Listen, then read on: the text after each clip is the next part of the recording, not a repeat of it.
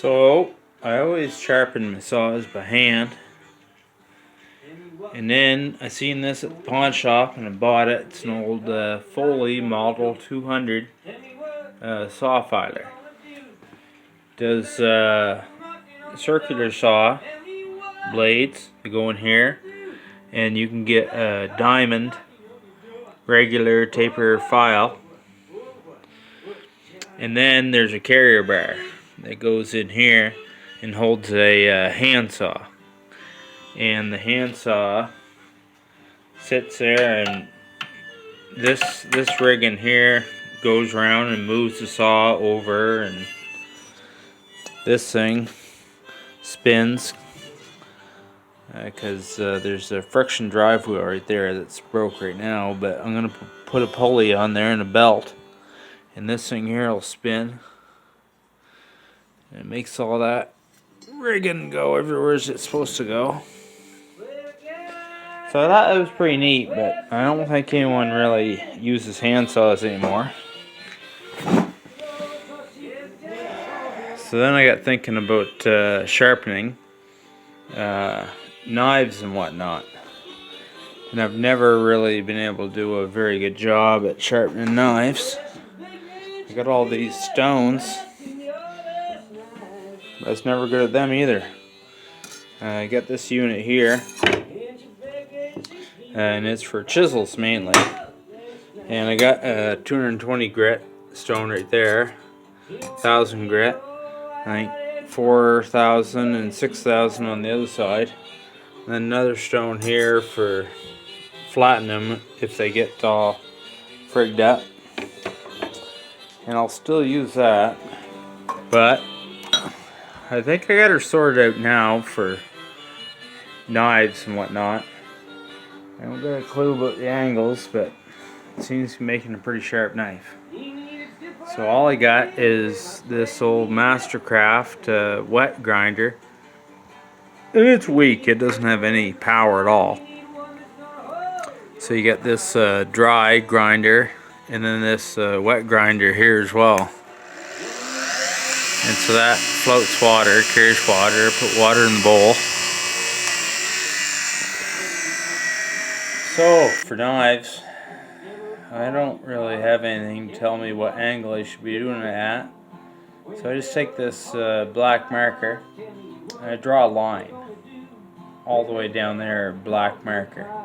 And that shows the edge that I want to grind off. And so when I grind, that will tell me if I'm getting it or not. I grind a bit, have a look, say no, need a little more on the top side, take some more off on the top side, have a look. And so that's the process for now.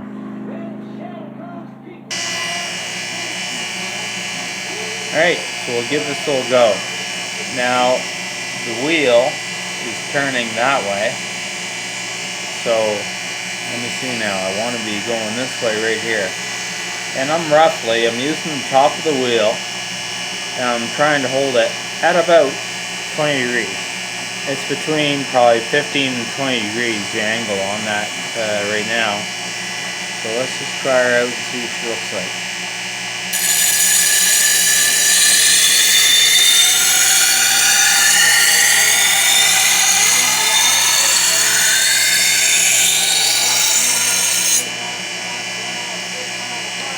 So have a look at it, and I'm looking at my black marker. Did a pretty good job on her. I'm going to try her one more time here.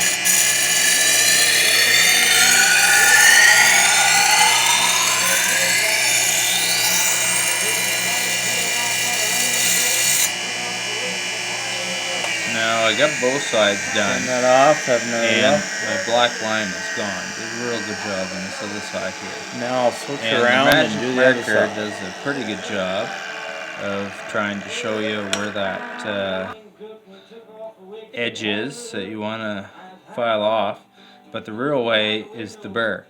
So once I'm happy with that magic marker removal, then I feel for a burr. And when I'm filing that way, it should be peeling, the metal off of top of that thing, and I feel a really good burr right there. Okay, I did both sides, did this side second, filed it this way around here. I don't know if that's showing well or not, but like this, and filed it that way, the second way, so I made a burr, and I can feel that right there. So I want to take that off, and you can do that a number of ways, and one of them just be a chunk of metal of some sort, and just run it down that that way, then bend that burr back the other way, and bend that burr back the other way, and so on and so on. So all I'm trying to do is bend it back and forth so I fatigue the hinge on that burr and it falls off.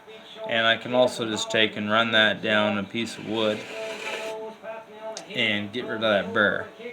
And I feel it again, and I think she's gone.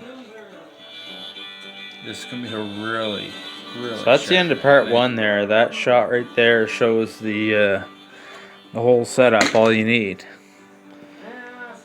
And if you don't got a grinder like that, all you need is that stone wheel mounted right on the end of this thing here, okay? And the main key to this whole setup is a drill that's got this little wheel right here that's for speeding up or slowing down that wheel. Alright, so I got her locked on with that red button there, and she's just spinning all on her own. And all I got is there's I think 5/16 threaded rod in there, and I got a couple of nuts right there, and a couple nuts in the middle, and a couple nuts on the other side here. And there's 3 pieces of MDF right there, and they're glued together.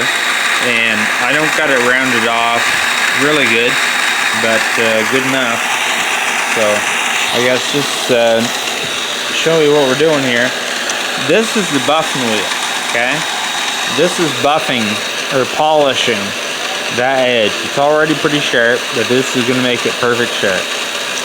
This that's 3 Scotch-Brite pads. That would be for cleaning it up at the beginning. If they were dirty or there's any, anything stuck on them, then you can use that there to clean her up. So right now, I'm going to hold about the same angle.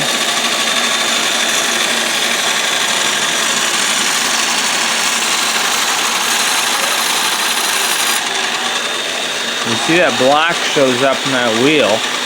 That MDF, I've got this polishing compound, green, about a half micron, according to Joe Gillette. So what I do there, I'm going to go the other way here now.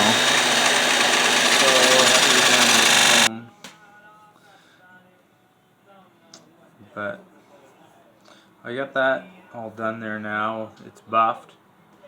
I feel there's a bunch of wax on that blade from that compound I put on there, and I'm going to run this across Scotch-Brite pads and get that off. So that wasn't a very good demonstration, but that's my whole setup now. And I got all this from a fella called Joe Gillette on YouTube, the carving shop, and he's got a really nice economical setup that's based on the drill, same as this, and show me everything I need to see. Then the last thing he showed me, which I like, is just hold your thumbnail at 45 degrees. Take the knife, set it on it, and that's just sitting there by its own weight. But that edge is sharp enough that it doesn't slide off, it just sits there. And you can hold it all the way along, and that's the case. So that's good and singing sharp now. That thing will fly through any produce. There's a lot more to it than that, and I'm looking forward to learning. But that's enough to get me a good sharp knife for now, so I think I can get started.